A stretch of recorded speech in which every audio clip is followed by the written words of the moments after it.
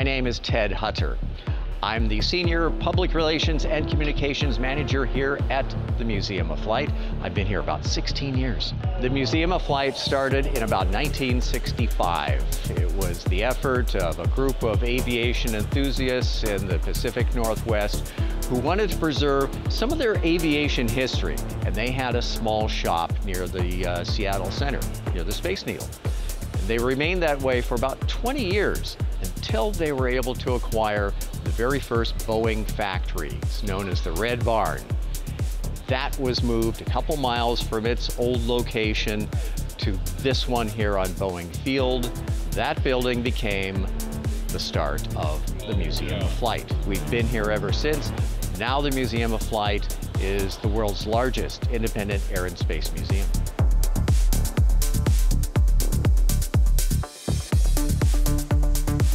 The Museum of Flight is one of those must-see destinations when you come to Seattle. It is always one of the top places to visit.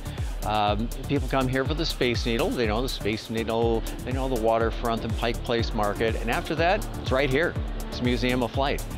If you're interested in Seattle history, if that's why you're here, this is one of the best places to learn about it, because aviation really got a big start in this place in the early part of the 20th century, and it's been part of the Seattle culture ever since.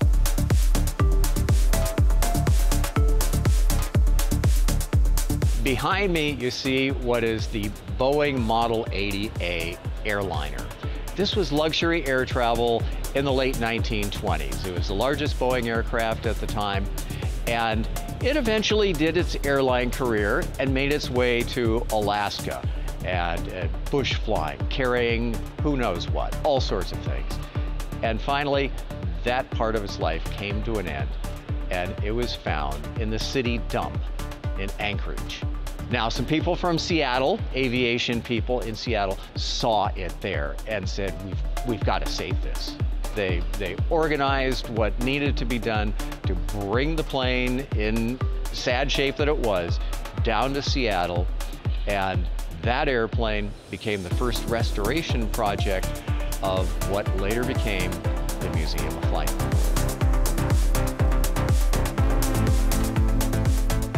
Last year, the museum started an exhibit. It was a project, actually, that we had never done before. In over 50 years, we had never done an exhibit that was led by artists interpreting the subject of flight.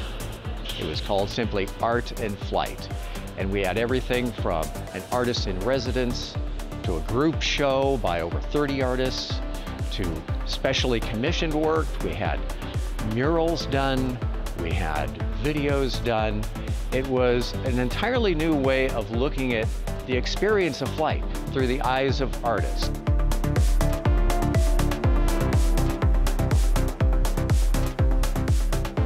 Behind me is a mural that was created for the project Art and Flight. It was the first project done, and it's one of the few that will remain for who knows how long. We love it so much. It was done by an artist named Joe Nix. He's a local Seattle artist. Joe and his crew were out here for about 2 weeks putting this on the wall.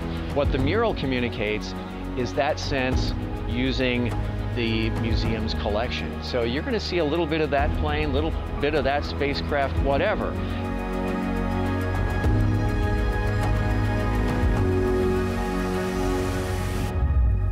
2024, we are taking another leap in a different direction, and this one is going to be space stations and living in space. We have an exhibit that will open in June through the rest of the year called Home Beyond Earth. We'll have astronauts here talking about their experiences living in space. We'll have current space experts talking about what's in the works now, what can we expect, and in some cases, what's realistic. You know, is it a place that everybody wants to live?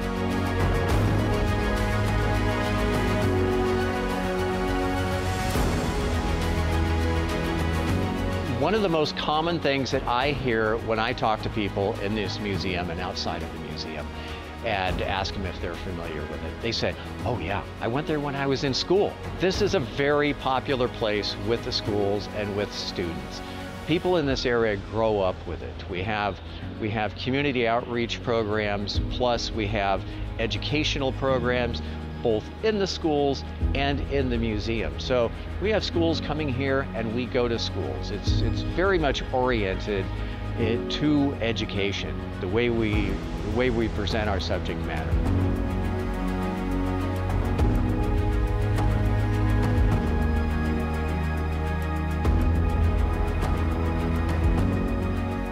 Here's my personal reason for coming here.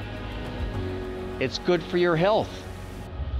It is a well-known fact that experiences that bring out a sense of awe are good for your health. Lowers blood pressure, makes you more relaxed, gives you a pleasant outlook on life. There's no way that you can walk into this gallery and not be awed. It's good for your health.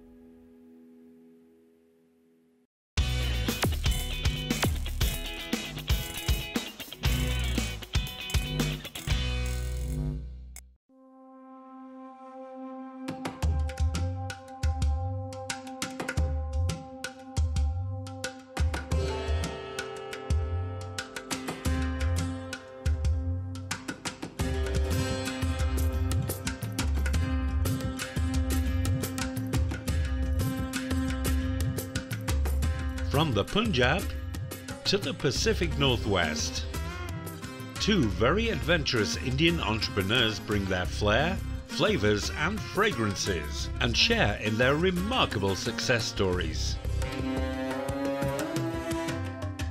Hi, my name is Manoj and I was born in India and moved in States in age of 24. When I was moved here with a student visa, I was doing studies in Walla Walla University, and at the same time I was like, I'm kind of foodie, so I like to earn some money and everything, so I started working in a restaurants. I got training in the California, in Anaheim County. The restaurant name used to be called India House, where my cousin, he helped me to get paid, like all trainings and everything. I started working from dishwashing, and then I moved to, like, weekly they were moving me in because they were having a hard time to find any like person who can speak nice and English. Then I moved to Washington State back. I worked in Olympia. It's used to call a Maple Indian Cuisine on a Slater Kenny Road. Then I went back to India and get married to my wife. Her name is Deepika Dhapan. It was like luckiest time when I get married to her. That's true. Hello, my name is Deepika Dhapan. It's been a while since I sat down and think about my story. But I'm glad today I'm just going to, like, in flashbacks and going to tell you about some of our memories, beautiful memories, which is more twists and turns, like more beautiful moments also, hard work also, and finally when we accept the challenges and so many ups and downs we saw, but finally we got success. When I was 14, I got my first catering. It's not a catering you can say, but I just made 45 to 50 people food by myself. And my dad is the one who's encouraged me all the time. And he's a very strong character as he raised me just because of him, his blessings. We opened first restaurant in Port Townsend. in 2011. Yes. And we run over there for 2 years, but she didn't like the weather over there because The challenge is on the winter time. it was How we hard get to do it. survive, and we live in that time Kingston, Yeah. and the Kingston is like they have a 1 hour drive pretty much every day, and we have a little one in that time. Then I told to Manoj, let's move on from Port Townsend to Some other some place. other place. So finally we reached down in Wenatchee, where we start our first Rockstone restaurant. So it's called India House. It was like big challenge for us because there was like only, I can say, 0.1% of Indian community was there, but still we learned a lot of things. The owner of that building was really nice. He supported us very much for that. That was like really what she was saying. It was like Yeah, milestone Yeah, for we that. hosted like A lot of caterings. like numerous people, like events, parties, catering. In that time, we decided to open a another new one restaurant. in 11th. We can expand our business. It's becoming chain also. If we want to, then we are moved to Moscow. Moscow, Idaho. We opened a restaurant over there called Karma Indian Cuisine, and we opened in 2019. Then we decided to open another location.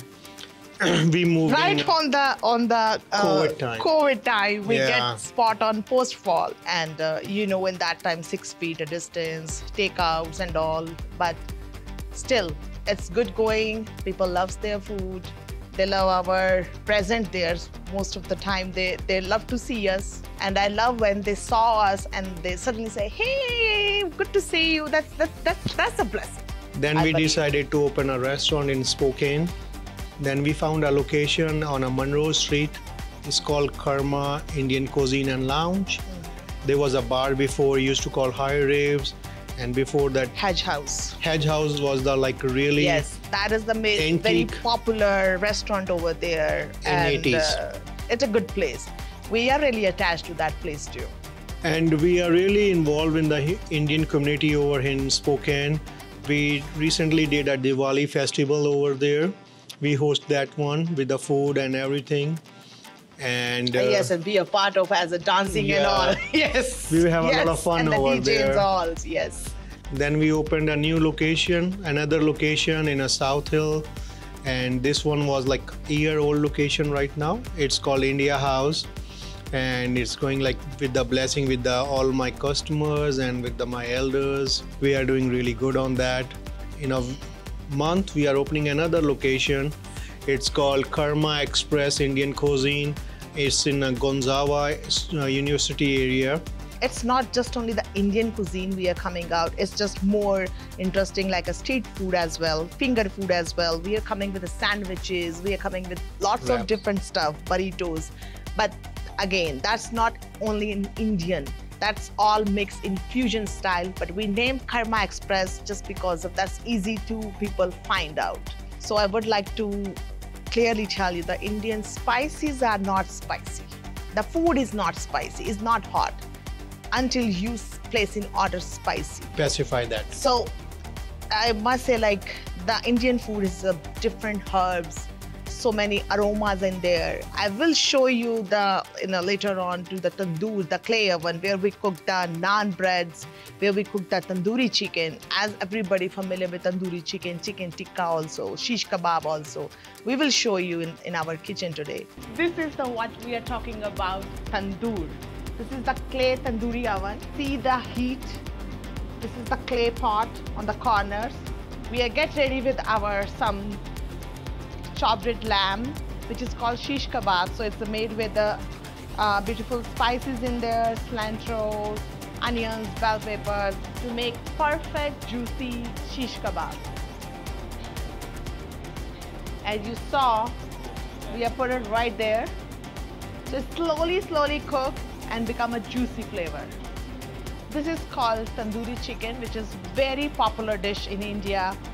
That's also marinated with the yogurt, some mustard oil, spices, and you can see that's a beautiful color on that.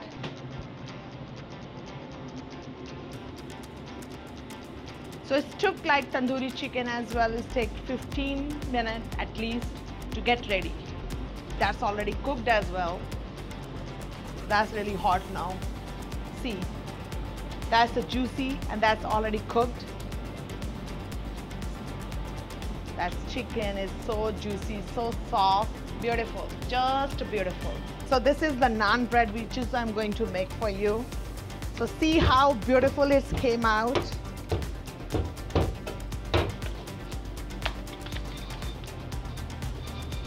So this is the bin where we put like apply like this, the naan, and stretch like this. Now it's go in the clay oven like this, and I just tap. So now I'm going to be that part get in, and I'm just leave that part and get out from here. And look at this. I must say thank you personally to my whole staff who came, who left, either way, but my customers who loves our food, they give it to us as blessings. Thank you so much for giving to us all that your love to support and Wenatchee love. people, post-Moscow people, post-Fall people, and the Spokane. I'm so blessed, actually. Me too.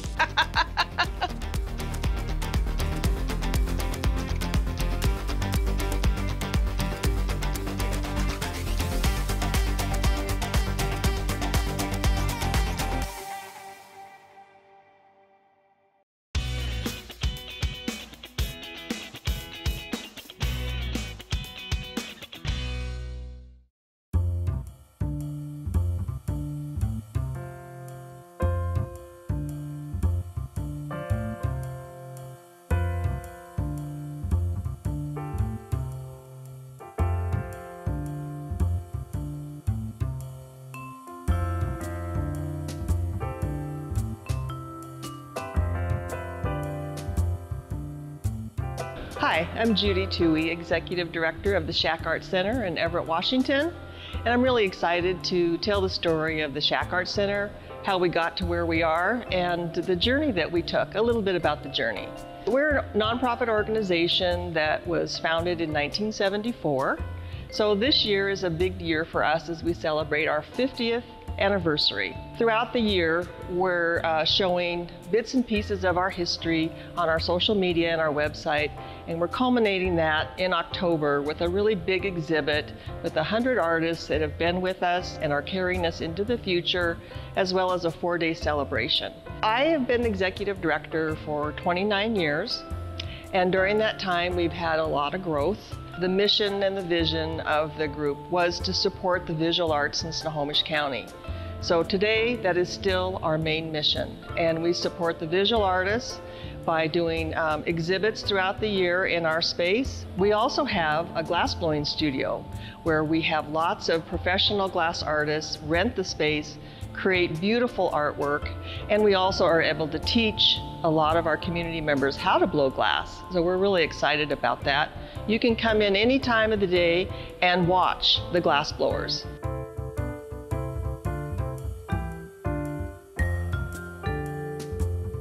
We also have 6 other working studios at the Shack Art Center where we teach everything from painting and drawing, metal smithing, lapidary, printmaking, fused glass, and torch work. We have 3 exhibit spaces.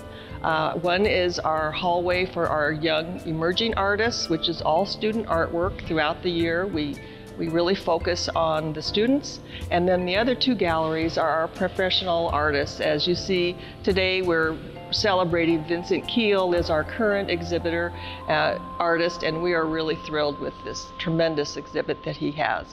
Hello, I'm Vincent Keel, and I want to welcome you to Dipped in Paint, a painted legacy. This is my solo show here at the Shack Art Center. The great thing about doing this show is I get a chance to come back up north. I do a lot of shows down south in Seattle and in Portland and overseas and places like that, so it's always nice to come back up north and be able to do a show. It's comprised of over 50 paintings, 7 sculptures, and 2 large-scale murals. These paintings deal with my rhythms, which I call rhythm writing, which is a type of art that I do, and it's all about connecting one rhythm to the next rhythm, or marks, if you will. It's also comprised of things like calligraphy marks in Japanese, Chinese, and Spencerian writing out of the 1800s. You will also find within my work a lot of adinkra, which are African symbols that can be translated into pictograms. So they are able to tell a story just from one little image. And I use all four of those things interchangeable. Everything is nice and free and loose, and I wanted to show something special this year. This is a show that has 3 experiences within the one. So the first experience is to come in and you'll see the colors of the artworks and everything in full color. This is my black and white room. You'll see a lot of my rhythms and patterns and so on, but we also wanted to still coordinate this show, or this part of the show, with the rest of the show, keeping the slate blue color going throughout the show. This is one of the larger scale paintings here. This one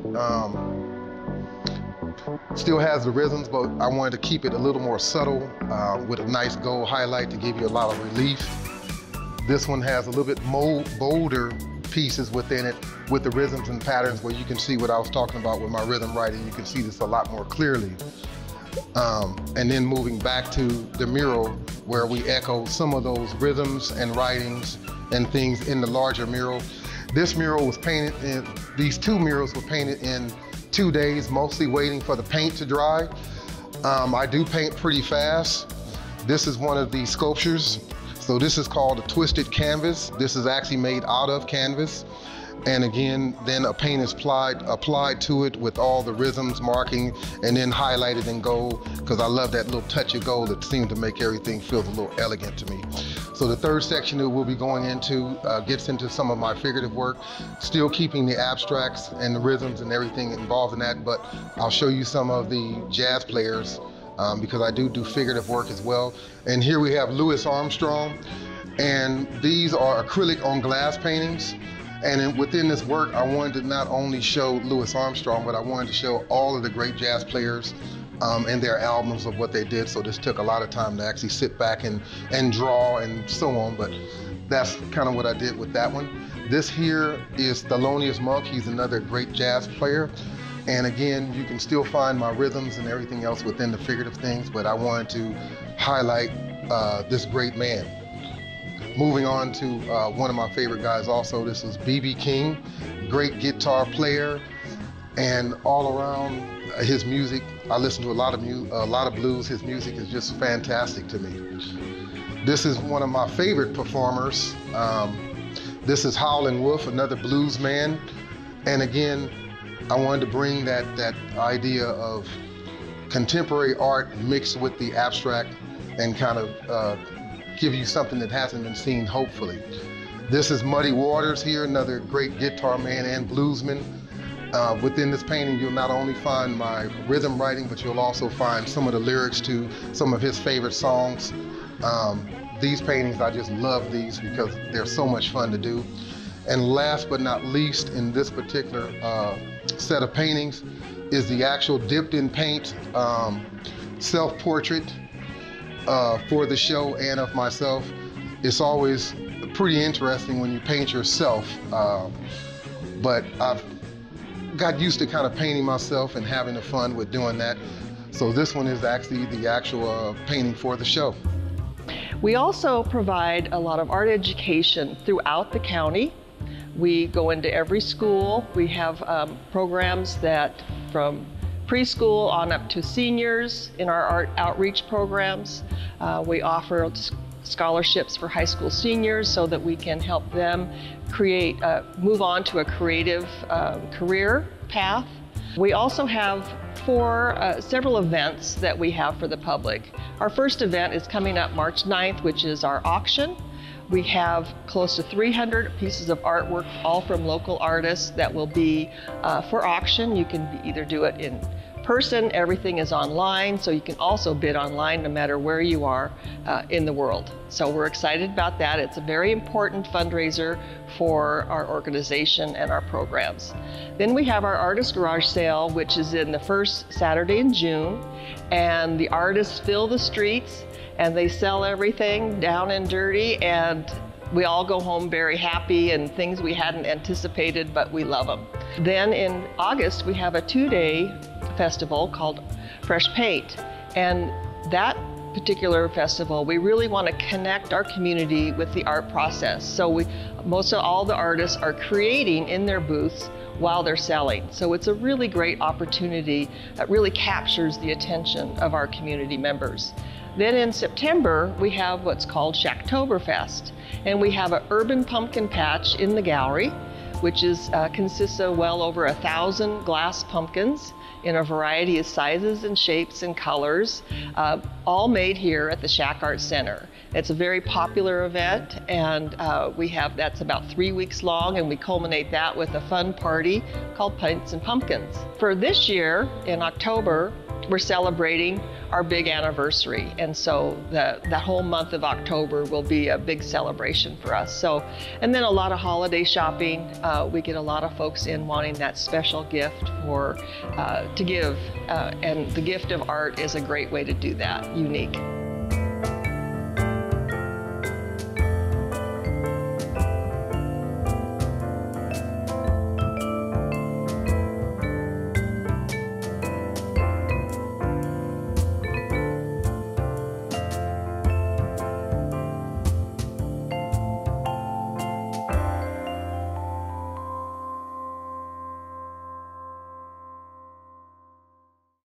We thank the following partners for funding this episode. BECU, People Helping People, www.becu.org. The Liberty Building, in the heart of downtown Spokane, a unique offering for your next office address. www.SpokaneLibertyBuilding.com. The MAC, Northwest Museum of Arts and Culture, presenting experiences that enrich and inspire. www.northwestmuseum.org.